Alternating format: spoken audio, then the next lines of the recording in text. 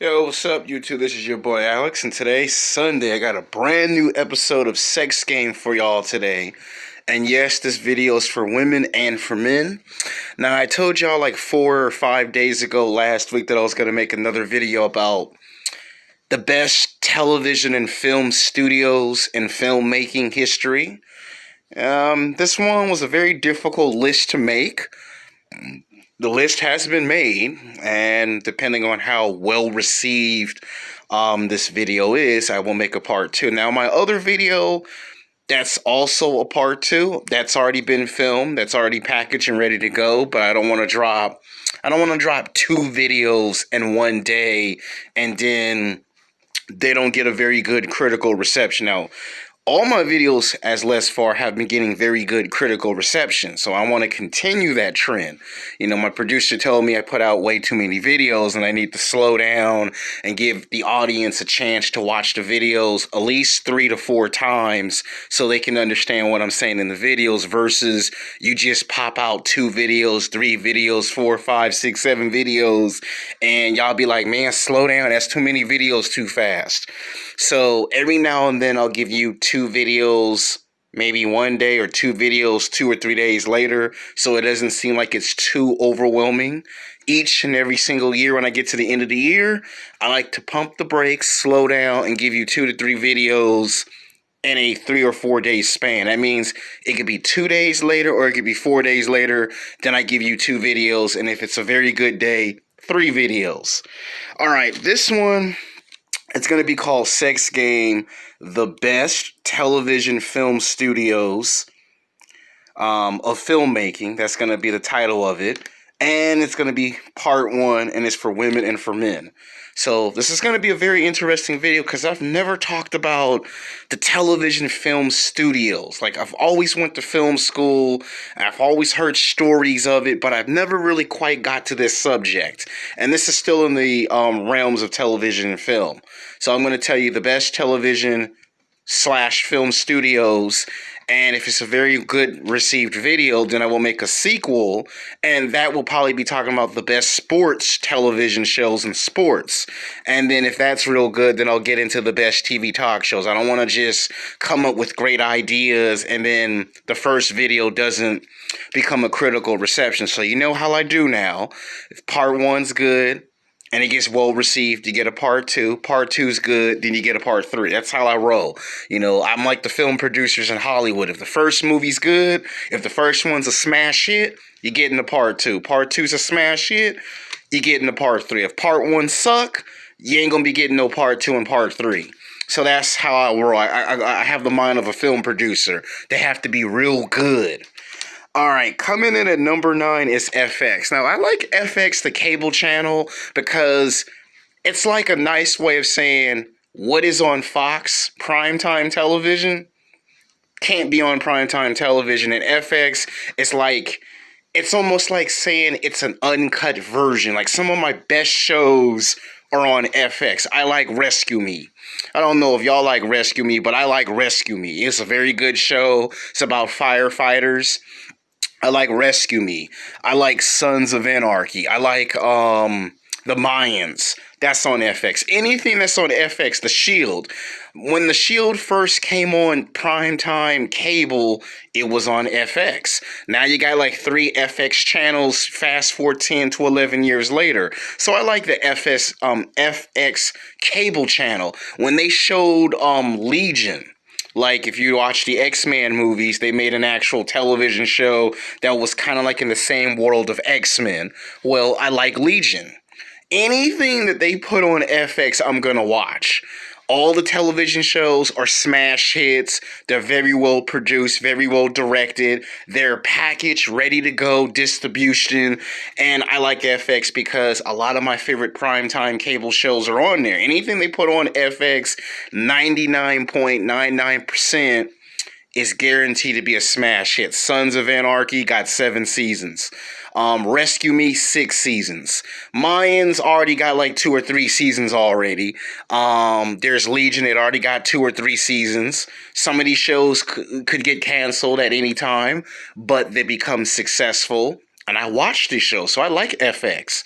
That's why I think it was good when Fox came up with a concept. Let's make shows that are for a mature adult audience.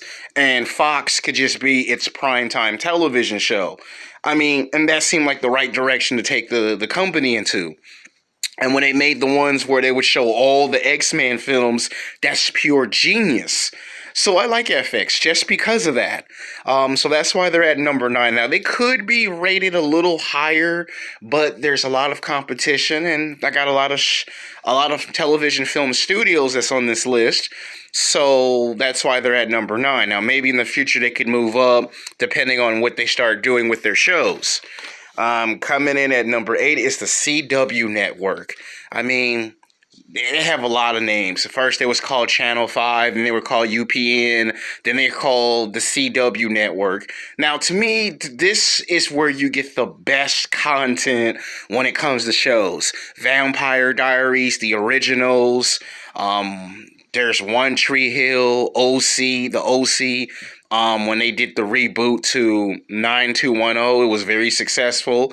And then, of course, there's shows like The Flash, there's The Arrow, Legends of Tomorrow, Black Lightning, Supergirl, and now you got Stargirl. And to me, if you want DC superheroes, this gives you close to the correct interpretation of all your characters from televisions and shows. To me, this is like if you're in high school or in college, this is the right channel for you. Like, they have something for everyone. When I was a kid, it was always, we got something for 18-year-olds, 21-year-olds. We got something for people that's in their 30s and 40s. But what about if you're in high school and college? When you're going to college for a semester, right? You want to have something that's for your age appropriate. And the CW network is fit for the audience between the ages of 18 to 27, or you could say ages 18 to 30. Sometimes it could be ages 18 to 35, but the demographics is very strong, very powerful, and they got some good ratings in television. They know who watched the shows. They know which age audience watched the television shows.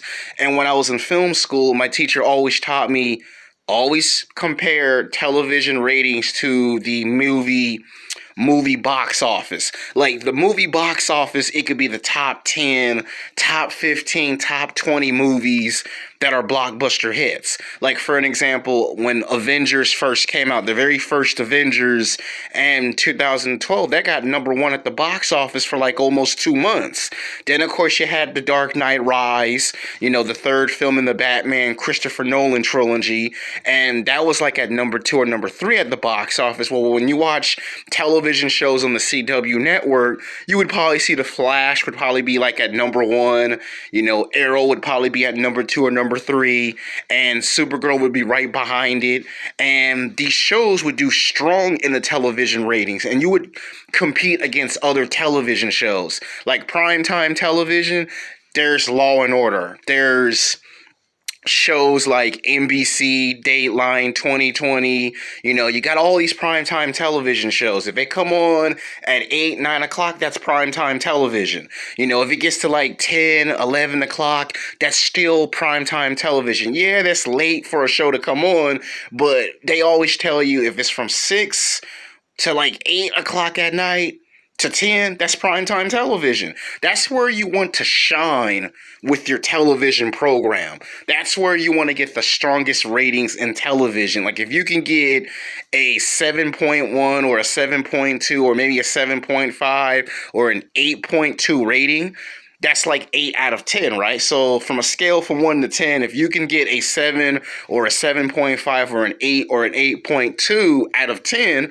that means your television is doing very strong in the television ratings. That means you got ages 18 to 35, sometimes ages 18 to 40 demographics that's watching your television shows. And it don't matter which television show it is. I mean, if it's doing that good, that well, That's how it gets green light for a second season, season 3, season 4, 5, 6, 7, 8, 9, or how many seasons the producers and executive producers want to green light a television show that's on prime time. You know, you watch NBC, you watch ABC, you know, you watch those shows and they get green light for a second and a third season because the ratings are so strong that you could look at how those shows do so very well in the statistics. It goes by viewership. So if you got 20,000 people watching and then a year later you get 50 or 60 or 70 to like maybe 1.1 million people watching your show, that means you got strong ratings in the viewership. And producers and executive producers like that because when they go to their stockbrokers and their shareholders, they get good numbers. Good numbers mean money, and money means to greenlight another season. Another season means what? More money, more opportunities, more seasons. This is what I learned in film school. Coming in at number 7 is HBO. Now, HBO, we all know HBO is like with Warner Brothers, and HBO is where all of my favorite movies pop on. I mean, all of my favorite movies pop up on HBO. Like when I was a kid, my mom was like, well, you got to be 18 to 21 to watch HBO. I will not let you watch it unless you're old enough. You know, of course, there was Cinemax, Cinemax 2, Cinemax 3. Now you got HBO, HBO 2, HBO 3, HBO 4. Now we got HBO Max, right? So now you got all these other versions of HBO on your premium cable channel, right? And they've managed to survive as a cable channel for 20 plus years, which is very outstanding, very incredibly great for a cable channel service to do very good. I remember that they would I remember back in the day when I was a kid, they used to charge you like maybe an extra $1 or $2 or $3 extra for a lot of these cable channels that came in the 1990s, early 2000s. I remember I wanted Stars, Showtime, and my mom was like, you can either get Showtime and Stars, Showtime 2, Showtime 3, Stars 2 and 3, or you can get HBO 1 and 2. But we're not getting all the channels. So it was HBO and HBO 2 and 3. And it was, you can't get Stars and Stars 2 and Showtime because that would cost you extra money. This is what people complain about. What's better, cable or satellite? You may never know. I might make a future video in the category of television and film. What is better, cable or satellite? Most of y'all are going to argue it's cable. Some of y'all are going to say satellite.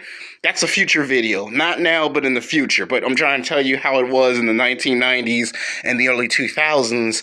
And when all my favorite primetime television shows came on, I would always look forward to these cable channels. This is where I got to watch a lot of the adult content. Anytime they show The Godfather Part 2, when they would show Scarface, any of my favorite film noir movies, LA Confidential, a lot of times it would get on HBO, HBO 2. There was even one called HBO Works once upon a time. So they have a lot of these things. And then you can go on the internet and type it up, and you could watch it on live stream. So I have a lot of history with HBO. I'm just telling you, I have a lot of history with this.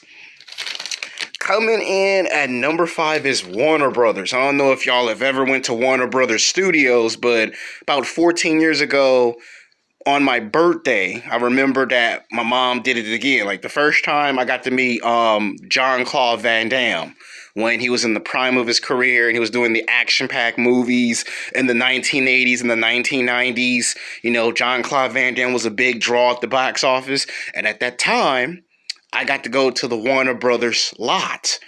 And it was my first time getting national exposure on what it is that they do in the television film industry. Like at that time, I was hungry for information, for knowledge. I wasn't even in film school yet. And my mom's best friend was a police officer for 10 years, and she had connections to the entertainment industry, and she had 2 or 3 contacts.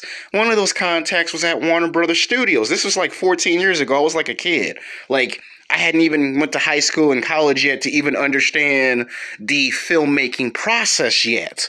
And at that point, I saw film producers, executive producers, film directors, screenwriters in this one big room. And that's where they would create the magic. They would call it the magic room at Warner Brothers. And what they would do is they would discuss ideas on what they could put in movies and television shows, what they would take in, what they would film, what they would edit out, re-add, take out, reshoot. And I would see a lot of their studios. And they had a tour guide. And the tour guide would show us, this is where we filmed the original 9210 television show, right? This is where we would film the original show. You could see the set of some of these movies and television shows, and I wanted to see the set of Lethal Weapon because I liked it, the Mel Gibson Lethal Weapon movies. You know, Lethal Weapon 1, 2, 3, right? And they were already working on a Lethal Weapon Part 4 when they were already doing the third film.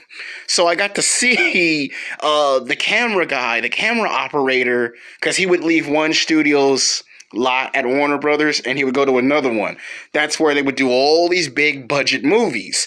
And they would have this executive meeting where the producer's there, the executive producer, the director's there, and they would discuss ideas on what the sequels could be. And sometimes there would be acting auditions in another studio. So while we would be in one room, I'm talking about when I went to Warner Brothers lot, and that's where they did Beverly Hills Cop 1 and 2, and I just enjoyed the fun. They had a restaurant, they had a cafe, and I had never seen so many film crew and a cafe in my entire life. I had never seen over 50 people in a cafe, and they got their name tags and their ID badges. You know, it'll say camera operator. It'll say assistant camera operator. It'll say lighting director, assistant lighting director, screenwriter, assistant screenwriter. You would see all these name tags, and that's how they ran Warner Brothers. And I was so amazed that I went into a antique shop, and they had everything DC Comics, like DC Comics store at Warner Brothers. All of the Superman comic books, Batman, Superman, Batman, Wonder Woman, Flash. We didn't have Green Arrow yet. We did not have Sideboard yet, but we had certain characters. And because Warner Brothers was a good company, they also was affiliated with Six Flags Magic Mountain. Like, they could decide which rides could be which characters from DC Comics. Like the Superman ride, yeah, Warner Brothers got in on that and got paid. You know, this is stuff that you wouldn't know unless you were in film school or if you worked at Warner Brothers. They had the music division. Oh yeah, my dad had ties to Warner Brothers too.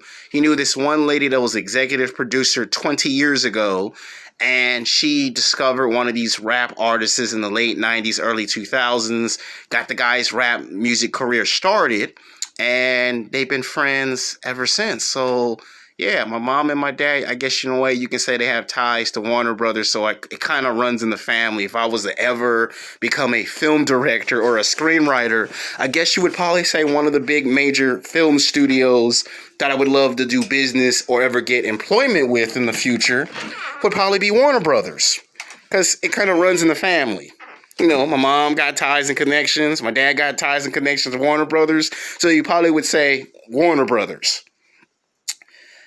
Now, I said that Warner Brothers is number 5, but I never told you what was number 6, so I apologize for that. Got happy and excited. I'm probably going to say at number 6 is AMC. Now, why do I like AMC Movie Channel? I guess I like AMC because I like the movie theater. I mean, again, it must run in the family because my mom would always go to an AMC movie theater, and I would end up going to an AM movie C theater. So it seems like it kind of runs on that side of the family. I like the cable channel. They always had this cable channel for years. And I like the AMC because they have AMC movie theaters. Like, there's just history. A lot of my favorite movies were at AMC movie theater. I only had like 3 movie theaters in the whole world that I would go to if I wanted to see a Batman film, Superman, X-Men, any movie. I would always go. I would go see the Rave movie theater, Yes, they actually had that. The second one would be the Cinemark, and then AMC movie theater. Everywhere I go, it's like I just like the AMC movie theaters. Of course, there's the movie theater at the Grove, and that grew on me because anytime you see these big movie premieres, I always try to visualize what if I was an actor from a big budget movie or television show? What would I do if I went to a movie theater? And I always visualize. At one point, there was United Artists, but United Artists didn't make as much money as it used to, and it just fell apart. But I actually liked it, United Artists movie theater. But AMC, it just touched me. Like when you have a movie theater, you get that full movie theater experience. You walk in, you can smell fresh popcorn. I know what you women and men know what I'm talking about. When you leave college or you leave work or you leave the gym, you want to celebrate a job promotion, your birthday. I go to an AMC movie theater, I can smell that fresh popcorn. There's the candy section, there's soda, there's hot dogs, there's chips. There's nachos, and the service was just good.